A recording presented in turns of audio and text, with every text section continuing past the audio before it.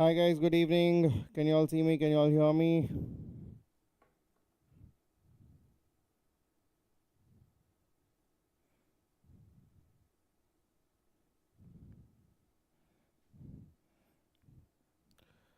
Right, so good evening guys. Hi Mansoor, hi Mahek, good evening. Alright, so let's continue with the series. We have continued. Last week we are supposed to complete the thyroid, that is the first season, but we couldn't get a slot because of XYZ reasons. So now today is the lecture dedicated to complete the management of thyroid cancer, and that in a nutshell will complete our entire thyroid discussion. Okay, chalo. So let's get started. So last week when we spoke about the entire presentation of all the variants of the thyroid cancer. Gurdeep, hi, good evening.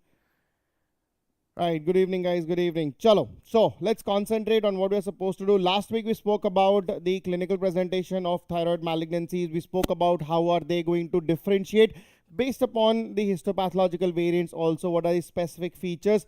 How do you diagnose a particular case of thyroid malignancy? Everything was laid into a criteria. We did a comparative discussion and now we are said that we have diagnosed a case of thyroid cancer. Many a times, a lot of students do come to me and say, sir, everything is fine, लेकिन ना thyroid, I mean any malignancies per se, ये TNM classification ना याद रखना बहुत difficult हो जाता है. So we say, okay, fine, let's do a simplified version of understanding how a surgeon would look into a TNM classification. Okay? So today we'll talk about the TNM classification of the thyroid cancer. T stands for the size of the tumor that we've been talking about. So we quickly look at the same context. When we say the word Tx, that means here we would say primary cannot be assessed. I'm not saying it is present or absent. Due to XYZ reasons, we're not able to assess it. If a primary cannot be assessed, if a primary cannot be assessed, if a primary cannot be assessed, it is called as Tx, right? Now, if I say T0, there is no evidence of primary. There is no evidence of primary lesion.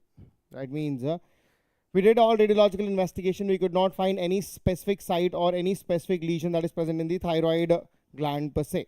Now T1, I'm able to see the tumor and the size of the tumor is going to be less than 2 centimeters. T1, if the size is less than 2 centimeters. T2, it is between 2 to 4 centimeters. Then you have T3, which is divided into T3A and T3B. T3A, if it is more than 4 centimeters but limited to thyroid gland, and T3B, it is irrespective of the size. We say any size involving strap muscles. Any size involving the strap muscles, it will be called as T3B. Now the most difficult one is to remember the difference between T4A and T4B. We say if a T4A is involving the subcutaneous fat, or I can say the skin, if it is involving larynx or trachea, if it is involving larynx, if it is involving trachea, if it is involving esophagus, or if it is involving recurrent laryngeal nerve. If any one of the structures is involved, we'll call it as T4A as tumor. T4B is involvement of prevertebral fascia. Involvement of a prevertebral fascia. Involvement of the carotid vessel. Involvement of the carotid vessel or the carotid artery, and involvement of mediastinal vessels. And the involvement of the mediastinal vessel. Right? Now, if any of the following is present, we'll call it as T4B. Now, you can see there are a lot of structures that are written in T4A, T4B. Then I have given you what is T3A, T3B. A lot of confusion goes on, right? So, as a surgeon, I need to have a picture of it, because if I close my eyes, I should be able to visualize what's there in the gland, how the tumor is involving in the surrounding area, what are the structures it is nearing, so that when I plan my surgery, I know precisely what to expect. I know precisely what do you need to plan in order to counter any possible complications. Now for that, I've given you a small cross section of the neck. Now if you have a cross section of the neck, these are the structures that you're going to look into. Based upon what is going to involve, we will quickly do an assessment as well. Now if you go from inside out, right, so the outermost layer that you can see here, it is going to be skin. Under the skin, you have the subcutaneous fat. Under the subcutaneous fat, you have a muscle that is your platysma. Under the platysma, you have the set of muscles. These are what we call it as the strap muscles. These are what we call it as the strap muscles. This happens to be your thyroid gland. This is the trachea that you have. This happens to be the esophagus. This is the carotid sheath. This happens to be the carotid sheath. We already know the components of the carotid sheath, that is your carotid artery, the internal jugular vein, and the vagus nerve, right? And then you have the nerve that is present here. This happens to be the recurrent laryngeal nerve, which is in the tracheo-esophageal groove. This happens to be our prevertebral fascia.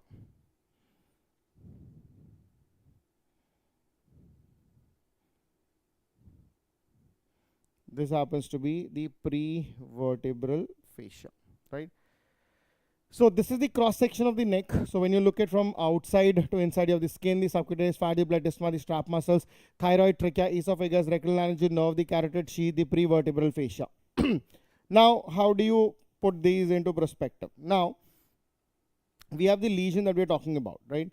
These are less than 2 centimeters. It is 2 to 4 centimeters. And if it is greater than 4 centimeters, the 3 lesions which are present, right? Now, we'll say any lesion which is less than 2 centimeters will be called as T1. This is T2 and this is your T3A. So less than 2 centimeters, 2 to 4 centimeters, greater than 4 centimeters, all 3 of them are confined to that of your thyroid gland. Now when we say T3B, T3B is nothing but if it is going to involve any size, if it is involving the strap muscles, it will automatically become T3B. This will automatically become T3B, right? So you have T1, T2, T3A, T3B. Done, right? There's no problem. Now, how do you remember the T4A and T4B? It's very simple. Any structure that is present in the midline, if the structures involving are in the midline, it is T4A. If it is involving on the lateral side, it is going to be your T4B.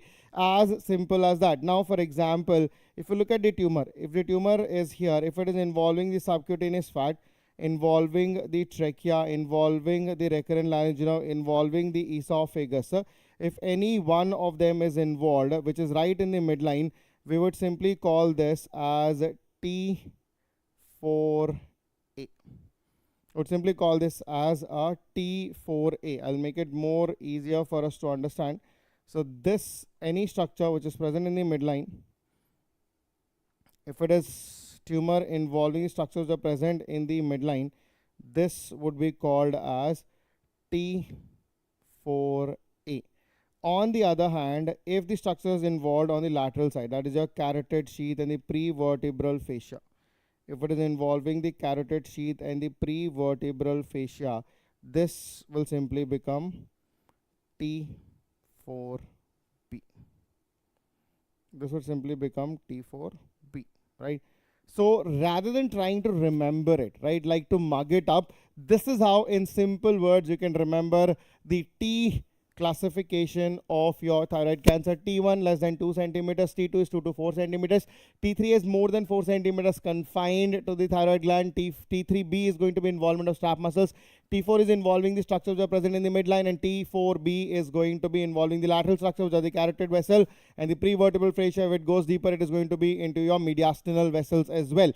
Now, this is how every single TNM we will have to remember as we continue to move forward.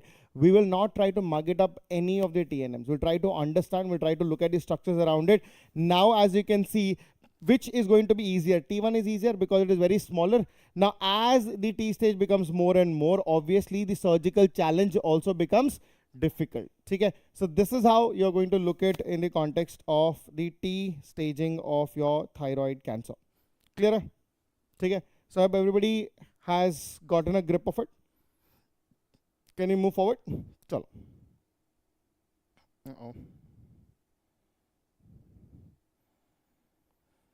Okay, now the same thing can be done with the lymph nodes as well. So if we say N1, that is N1A is involvement of anywhere between level 6 or level 7. N1B is any lymph node which is going to be between level 1 to level 5. So if it is involving level 6, level 7, it is N1A. Anywhere between level 1 to level 5, it will become N1B. M0, no evidence of metastasis. M1, there is evidence of distant metastasis. As simple as that. Now, there's a lot of if and but in that. But when you talk about the staging per se, no. The staging of the thyroid cancers for a differentiated one, if there's no metastasis, it is stage 1. If there's metastasis, stage 2. There's no stage 3, stage 4. Anaplastic cancers are considered to be inoperable because of their more progressive and aggressive growth potential. Now, based upon the ultrasound, how do you detect or how do you suspect that you are having a patient with thyroid malignancy? Now, you need to understand that there are certain terms that we'll use. Whenever you have these specules which are presence of specules are microcalcification and presence of microcalcification. Presence of microcalcification indicates or highly suspicious of malignancy, right? Now, if you have the margins which are uniform, right? If they are having a margins which are uniform, then you consider to be benign. But if you have an irregular margin, you can see you don't have a not uniform margin. If there is an irregular margin, then it is again going to be highly suspicious of malignancy. So presence of microcalcification, there is irregular margin. Then you have okay, textures, I don't want to go more important, but then if you have, which is when you compare it taller than wider, if the measurement of an enlargement that is present, if it is more taller than wider, right? We say if a node that is enlarged or a lesion that is enlarged, if it is longer, that is taller than wider, then again it is more suspicious of malignancy. Presence of microcalcification, presence of irregular margin, it is taller than wider, and obviously there is heterogeneous mass. There is both hyperechoic and hypoechoic. That indicates that the probably it is going to be of a malignant lesion. Okay? Now, for your sake of understanding, I've given you all the components here. I don't want to go into a greater discussion. This is for a radiological point of view. But you need to understand when you do an ultrasound, when you're assessing a lesion in the thyroid gland, especially the nodes around it, there are three things that you have to know. Presence of microcalcification, irregular margin, taller than wider. These 3 points, if they are present, it is suspicious of malignancy. And this was one of the questions in one of the central exams that was asked. So we also need to get oriented that how and what is the current trend of exams that have been taken across. Okay? Chalo. How do you manage it? Right? So you have the management of the papillary cancer thyroid and the follicular cancer thyroid. We'll talk about it as one entity, that is in the context of management. We'll say whether it's a differentiated or an undifferentiated thyroid cancer. We'll first start with the differentiated thyroid cancer, that is a papillary cancer thyroid. Now, when you have a patient who is having either a papillary cancer thyroid or a follicular cancer thyroid, the first question that we are going to ask that is it limited to thyroid gland or is it involving lymph nodes? If it is limited to thyroid gland, my immediate question would be on a histopathology, does it give you a papillary cancer thyroid or does it give you a follicular cancer thyroid? Now, on an FNSE, if it comes down to be as a papillary cancer thyroid, I have two options for this. Either I can go with a lobectomy or a total thyroidectomy. Either I can go ahead with lobectomy, that is to remove one single lobe and isthmus, or I can go ahead with total thyroidectomy. Now, total thyroidectomy is more logically a correct answer. But we should also know that when would I like to go ahead with lobectomy? So what are the current indications of lobectomy in a papillary cancer thyroid? Now the current indication of lobectomy in a papillary cancer thyroid, number one, if the age of the patient is less than 45 years, the size of the nodule is less than 2 centimeters. If it is a single, that is a solitary lesion. If it is a solitary lesion, there is absence of lymphatic spread. So we can say the lymph node involvement is negative, and there is no evidence of metastasis. If there is no evidence of metastasis, or I can say if all these are satisfied, I can go ahead with lobectomy.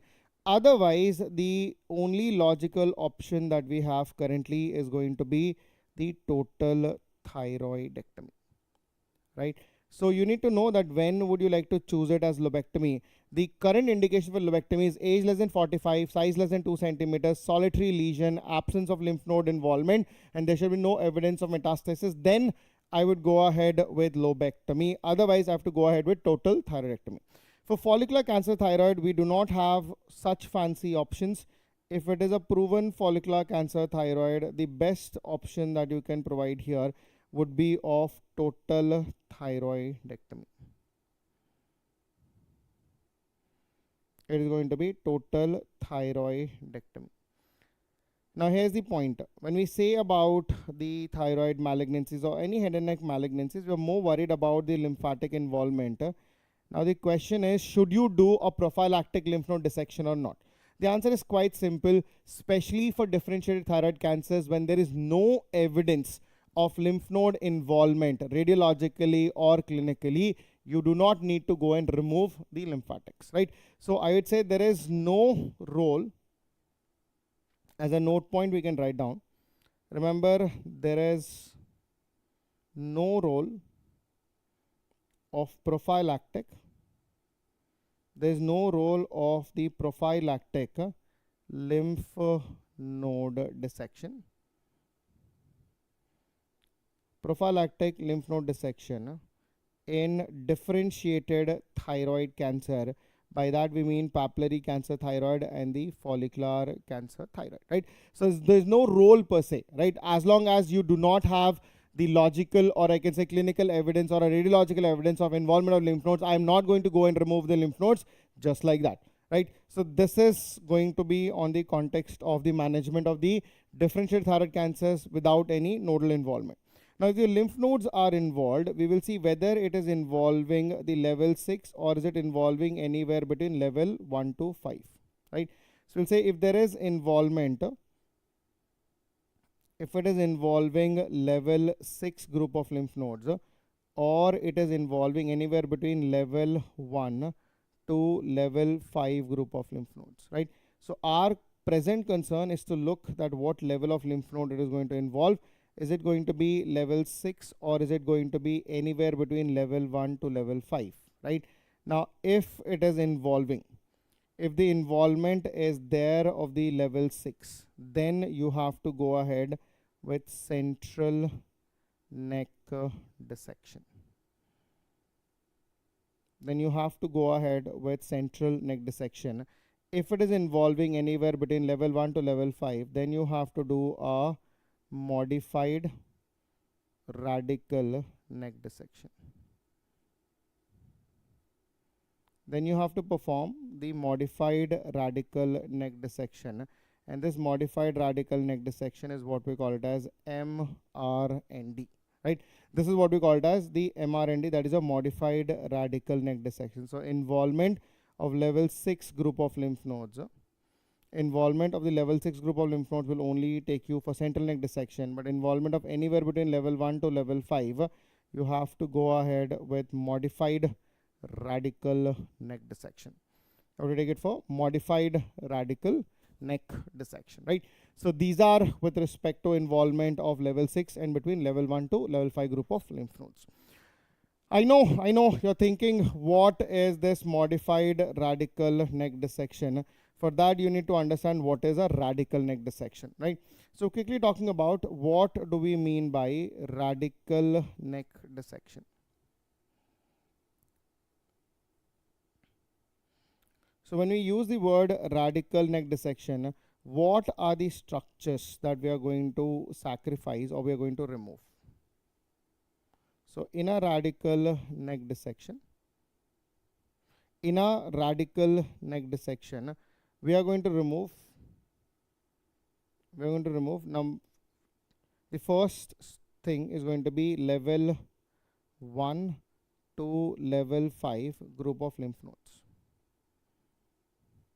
Along with that, I am going to remove the internal jugular vein. I am going to remove the internal jugular vein, the spinal accessory nerve. We'll remove the spinal accessory nerve. And then you'll remove the sternocleidomastoid muscle.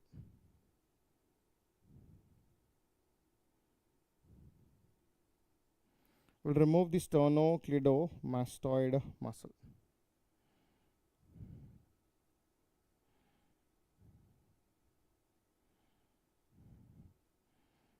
Sternocleidomastoid muscle. If you remove all these structures, you're removing level 1 to level 5, internal jugular vein, the spinal accessory nerve, and the sternocleidomastoid muscle. If you remove all these structures, it will be called as the radical neck dissection. If I give you a pictorial representation of the same.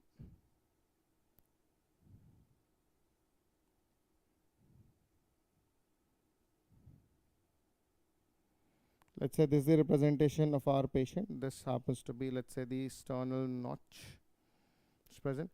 Let's say this happens to be the sternocleidomastoid muscle. This is your sternocleidomastoid muscle.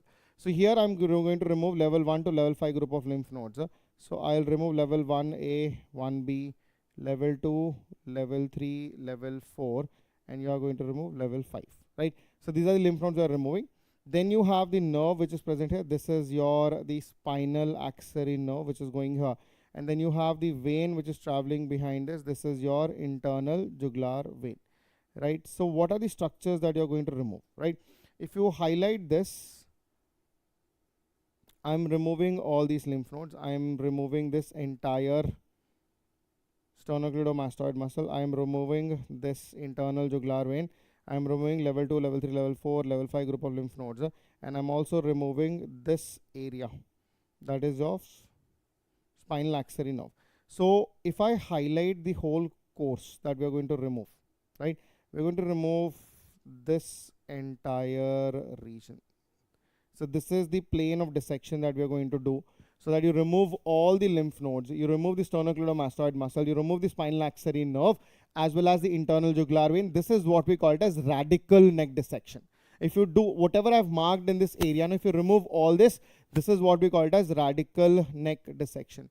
What is a modified radical neck dissection? There's a modification for this. For a modified radical neck dissection, it is the modified radical neck dissection. So what do we do differently about the modified radical neck dissection is, it's about preserving few structures, not sacrificing. So in a modified radical neck dissection, which is also commonly referred to as the MRND. Now in a modified radical neck dissection, the first thing that I'm going to do is to remove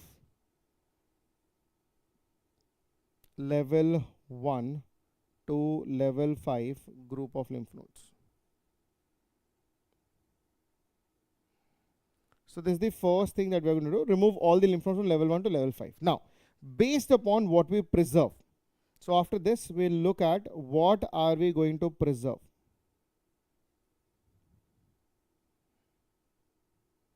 Based upon what we preserve,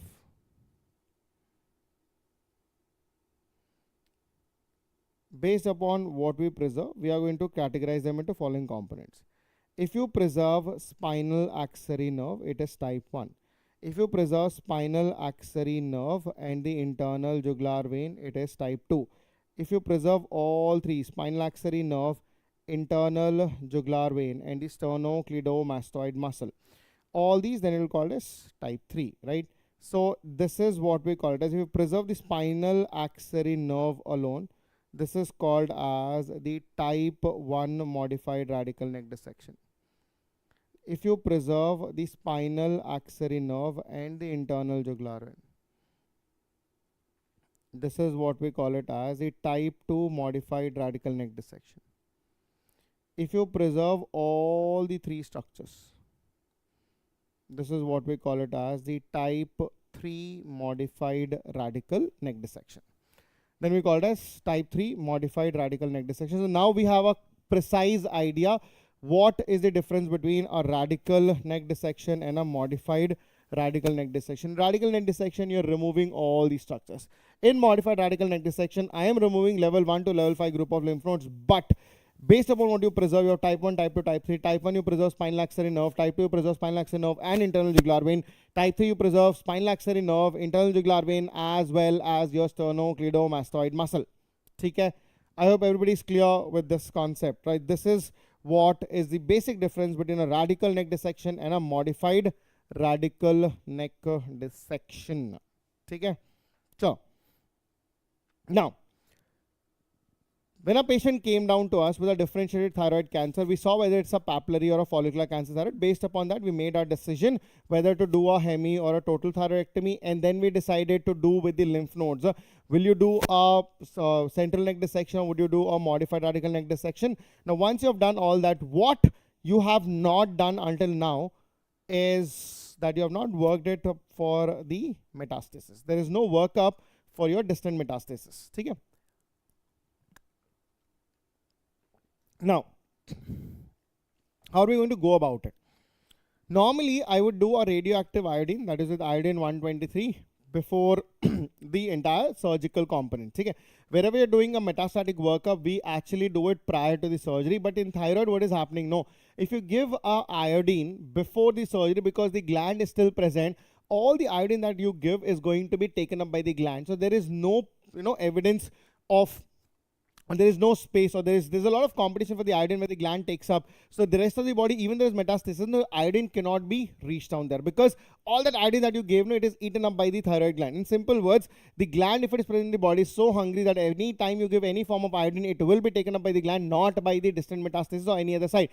Even there are some nodes which are there in the thyroid gland, or around the gland which is present, that uptake cannot be visualized properly. So it is better to remove the gland and then do a radioactive iodine scan. Now my question to you is, if you want more amount of iodine to go into the thyroid gland, or let's say you want whatever residual tissue is left behind, I hope I'll just make this concept quite simple for you. You have to do a metastatic workup before the surgery. In order to do a metastatic workup for thyroid related metastasis, I have a preferred investigation, that is your radioactive iodine. Radioactive iodine, or iodine per se, is very specific to thyroid tissue. So wherever in the body there is thyroid tissue, this iodine will go and sit in that particular tissue.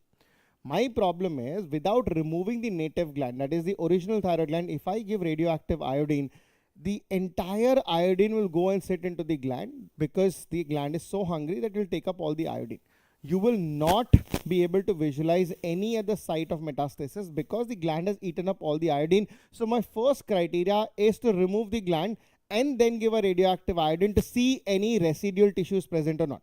When we say residual tissue, that can be like some amount of thyroid tissue, you did not remove it, or there's some nodal metastasis that you missed during the surgery, you have not dissected it properly, or there's any distant metastasis. Now, any residual tissue that is left behind, or it is there in the body, if you want more amount of iodine to go there, what should be the status of that particular tissue? It should be iodine deficient, or I can say it should be iodine deprived. Now, it will become more hungry.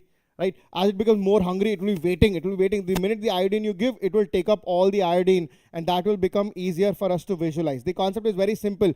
If you want, let's say it's a simple thing. No, If you're more hungry, you eat more. If you're already full, you eat less, right? Now, if you want your thyroid tissue to eat more, you have to starve the thyroid tissue. You have to starve that metastatic tissue. How do you starve it? Don't give iodine, right? How will you not give iodine? Stop the thyroxine that you are giving. Stop all the iodinated food particles or the food that you're giving. Make sure that the patient becomes hypoiodinated. That means the iodine supply to the body decreases and that tissue becomes super hungry. But how do you know that the iodine deprivation is occurred? Because I cannot measure the iodine levels per se. So how do I purely know that, there is a deficient status? Now we have the negative feedback cycle. No, if iodine is less, T3, T4 will decrease. If T3, T4 will decrease, the TSH will increase. I will simply measure TSH.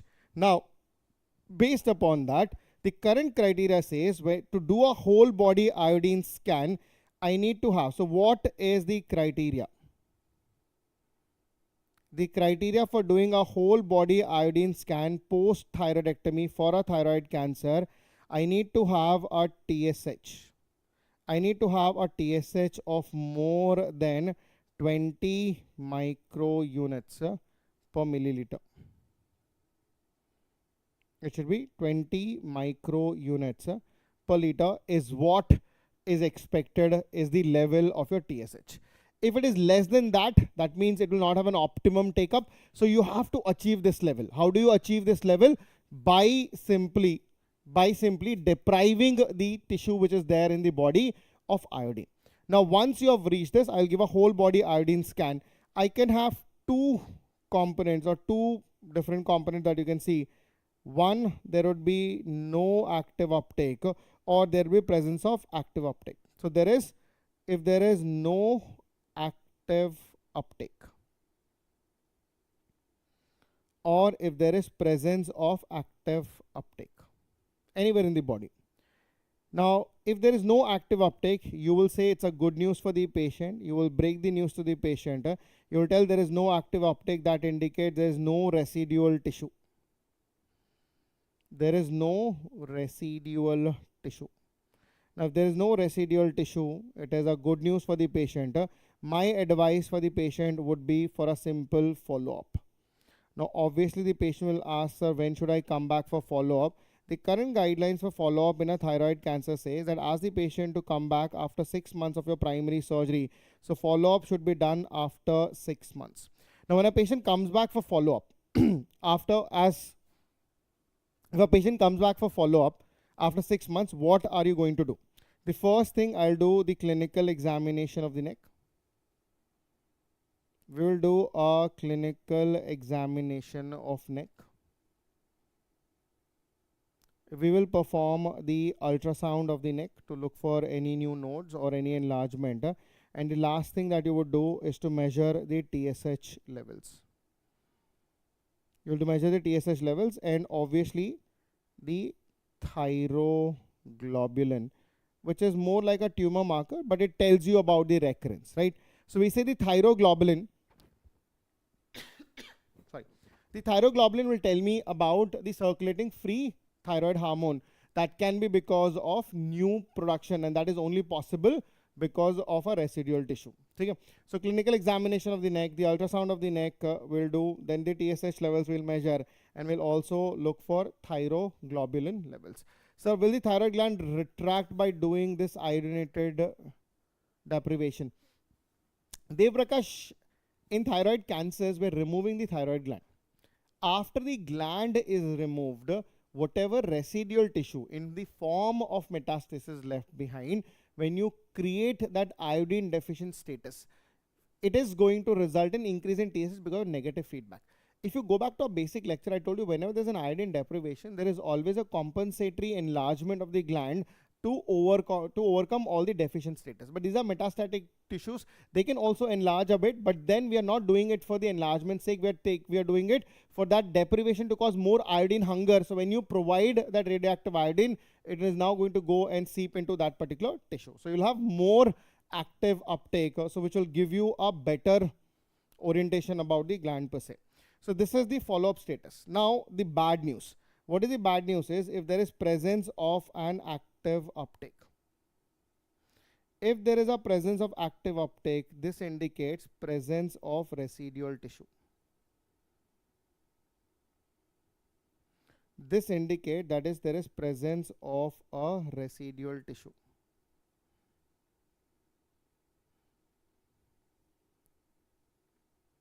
There is presence of the residual tissue. Now, if the residual tissue is present, you have to tell the patient, okay, some amount of tissue or metastasis left behind, we need to counter it. The patient says, sir, are you going to operate again? You said, relax, we are not going to operate again. This time, we will use the radioactive iodine for ablation. And here we will use iodine 131. We have already discussed it before that the iodine 131, which is going to ablate the gland, produces two basic radiations. One, it produces the beta 1, which is going to cause the ablation, and the gamma is for the diagnostic purposes, right? So after giving a radioactive iodine, that is iodine 131, give iodine 131, I'm going to wait for approximately a week or so, because that's the half-life, right? So 8 days is the iodine 131. So after 1 week, we will reassess the patient.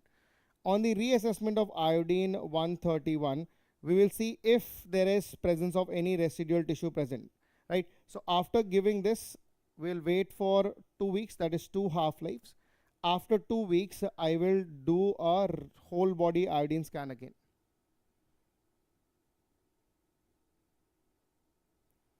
After 2 weeks, we'll do a whole body iodine scan again. Now this time with iodine 123. Once you do this, you have again 2 results. There is no residual tissue. That means the ablation has worked. If there is no residual tissue, then it is simple. Ask the patient to come back for follow-up. The same criteria that we have discussed it earlier.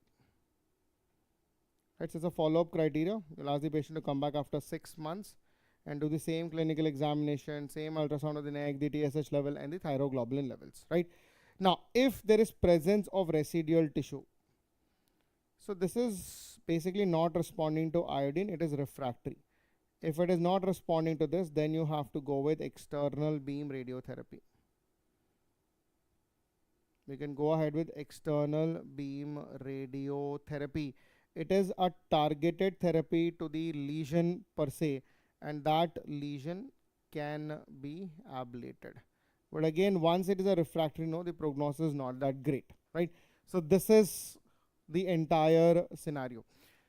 So if you go back and read, currently whatever I'm teaching you is actually not limited to Bailey per se, because Bailey does not give you this much amount of detailed algorithm for treating your thyroid cancers. This is actually a combination of MD Anderson, that's a textbook of oncosurgery, then you have Devitas, and then you have Sabiston and the Bailey. So I've clubbed all together to give you one basic idea that how are you going to address your thyroid cancers, as simple as that. Okay.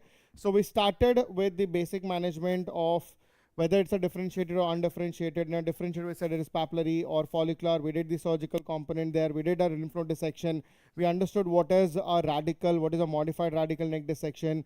Then we went about looking for metastasis and how do we counter that particular form of metastasis in terms of the follow-up status, right? So this is how we are going to look for the entire component, right? So I'll repeat quickly about how did we come across all this in the single form. So post thyroid surgery, I will do a whole body iodine scan to look for residual tissue. If there is an active uptake, there's presence of residual tissue. If there is no active uptake, there's no residual tissue. If there is no active uptake, good news for the patient. Ask the patient to come back after 6 months of follow-up and do clinical examination, ultrasound, thyroglobulin, TSS level after 6 months to look for the follow-up. On the other hand, if there is presence of residual tissue, that means if there's an active uptake, it indicates presence of residual tissue. To kill that residual tissue, I'll go with iodine 131, that is for ablation. Once you do an iodine 131, wait for 2 weeks because it takes 2 half-lives for the entire component to work out. After 2 weeks, I will reassess with the whole body iodine scan, no active uptake, presence of active uptake. No active uptake, good news, ask the patient to come back for follow-up. If there is still an active uptake, that indicates it is refractory. For that, you have to go ahead with external beam radiotherapy.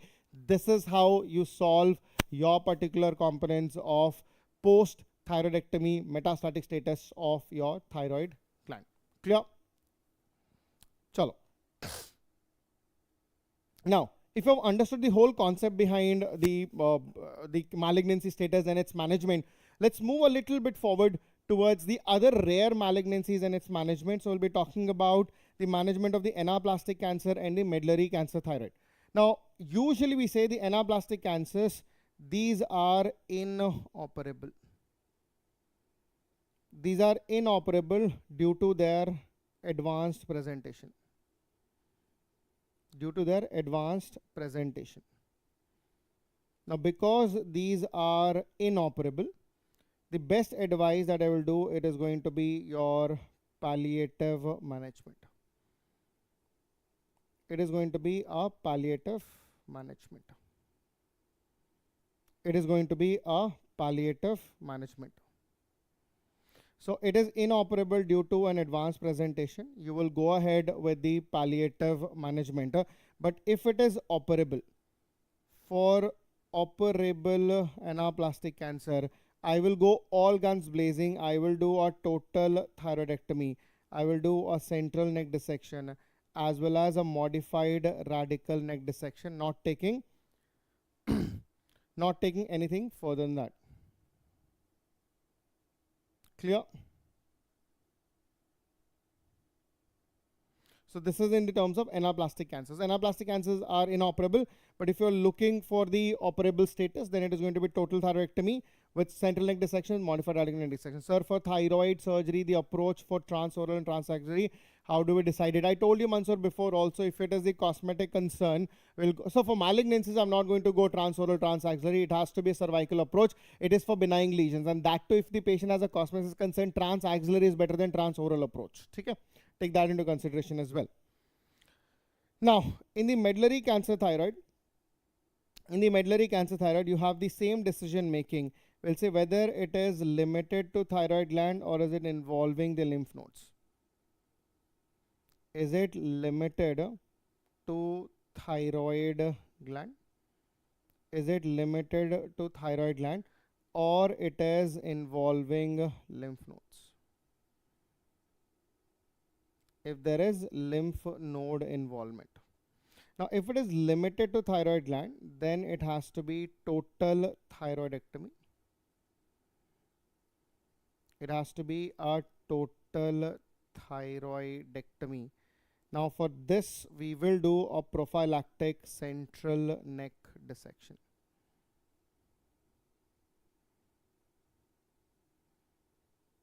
We'll do a central neck dissection. On the other hand, if it is involvement of the lymph nodes, if the lymph nodes are going to be involved, then you have to go ahead with modified radical neck dissection. For modified radical neck dissection should be performed. A modified radical neck dissection has to be performed, right? Now, the greatest detail about the medullary cancer thyroid is to look for RET gene mutation. To look for RET gene mutation. So I'm going to screen all the family members for RET gene mutation for a patient having a medullary cancer thyroid. Now, once you have a family member who is having a RET gene mutation positive, you can divide the mutation status. I don't want to go into greater details, but there is high risk of mutation. There is medium risk for mutation. And there is medium also intermediate, there is low risk for mutation, right?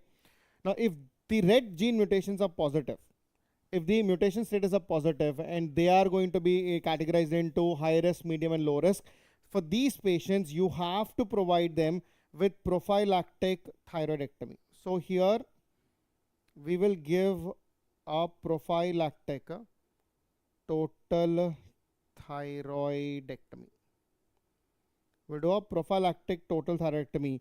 Now, the age at which you will do is going to be under 1 year if it is high, under 5 years if it is medium, and under 20 years if it is low risk, right? So once you have a family member with RET gene mutation, these are the precautions that I'm going to take. I will advise for a prophylactic total thyroidectomy, but this is the age of presentation at which you would allow the context of total thyroidectomy, right? So this is how we are going to solve our problems with the thyroid cancers. How would you look for their prognosis? The prognosis is given by the AGES, AMS, and the MACIS protocol, which is also called as the Mayo's preoperative, the Lahey's, and the Mayo's postoperative. So this is your Mayo's preoperative, and this is Mayo's postoperative assessment tool. Now, in a preoperative, the ages is the mnemonic. A is the age of presentation. G is the grade of the tumor. E is your extrathyroid invasion.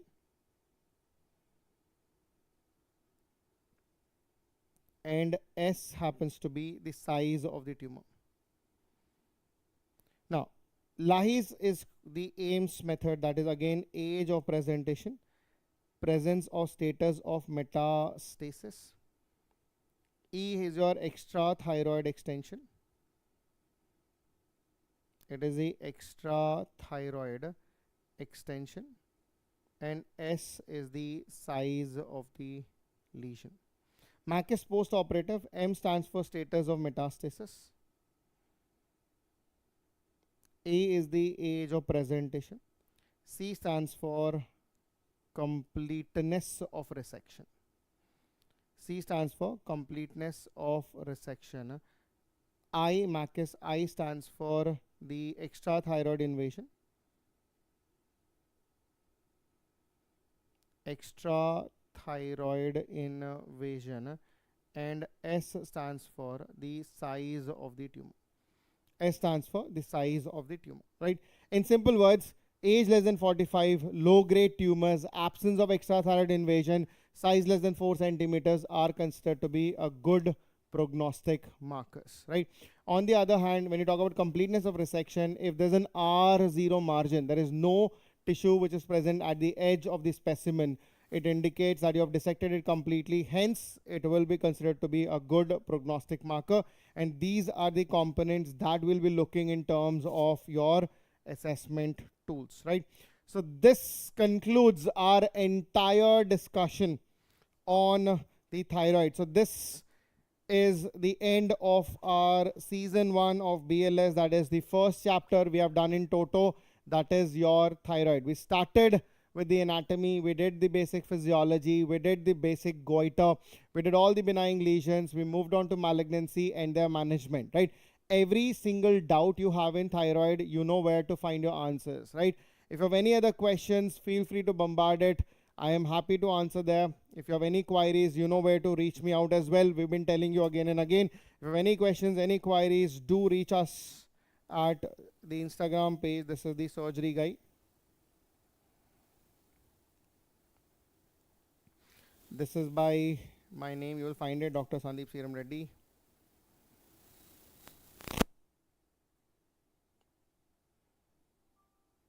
If you have any questions, any queries, any doubts, do reach us out here.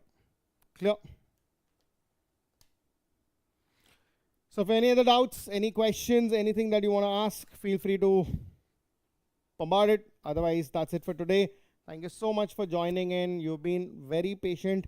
I love the interaction on the chat box as well. If you have any doubts in thyroid gland, just bombard it.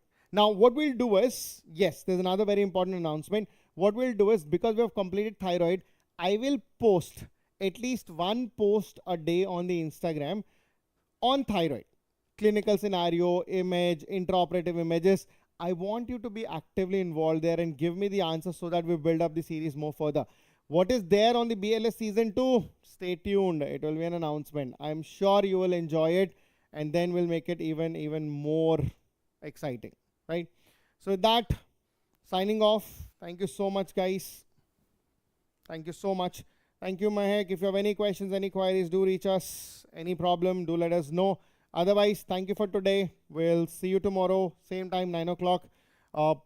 With a new, bang new, season. Unlike your other seasons, which you see on OTT, you don't need to wait for months together. Our BLS series is a cycle. We end one season, we start another one. Tomorrow we'll start another new season.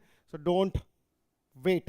Okay. So I'll announce it on my Insta channel as well as on our PW's handles as well, so that you get updated. Thank you so much. all my FMG friends, guys, yes, okay. Okay, the exam is on the 12th of Jan. It is very near. We have very little time left. All the FMG bachas who are preparing it, make sure you remain focused. Do not try to sway. Have your plan very, very focused. We have discussed it before also. Stick to your notes. Revise, revise, revise. Do your PYQs, do your PVTs. Read your notes. Stick to one particular common source material. Start doing GTs. It's time right now that you hit GTs hard, right? So with that, I hope to keep your nerves as well as be in a calm state as well. So don't worry, everything will come through. Thank you so much. Thank you so much. So all the best, guys. All the best for all the FMG aspirants who are preparing for the exam, and all the BLS bachas tomorrow will have a new season. Thank you. Bye.